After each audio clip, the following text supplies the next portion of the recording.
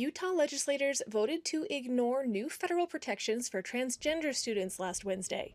The new protections come from an expansion of Title IX to include gender identity. They've unilaterally taken action that has put their directives in conflict with existing state law. Representative Neil Walters says those state laws are HB 11 and HB 257, the 2022 Transgender Sports Bill and the 2024 Transgender Bathroom Bill. Supporters say these bills protect women. Women, for years, fought for a seat at the table and again fought to have sports and protections under the law to be treated equally as females.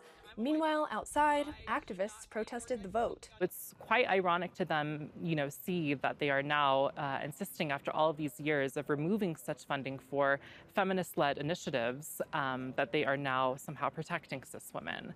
I think the people of the state are not fooled. We know that's just rhetoric. Title IX has offered protection from sex-based discrimination since 1972.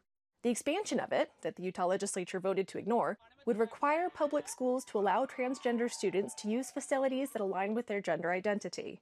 When trans lives are under attack, what do we do? Stand up, fight back! Being able to have that kind of protection is very vital for trans kids who experience higher rates of sexual violence, higher rates of harassment. So for the governor to ultimately decide to remove that layer of protection sends a huge message that he does not care about the trans kids of the state.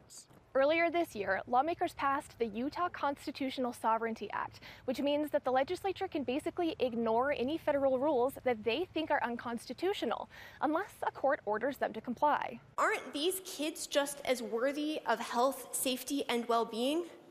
These are the kids that we are trying to fight against right now, that we're doing battle with the federal government on. This marks the first time that Utah lawmakers have used the new law to bypass federal regulations. The final vote to ignore the new federal protections passed mostly on party lines, with only one Republican lawmaker joining all Democrats in opposition. For PBS Utah, I'm Kaylee Chella reporting.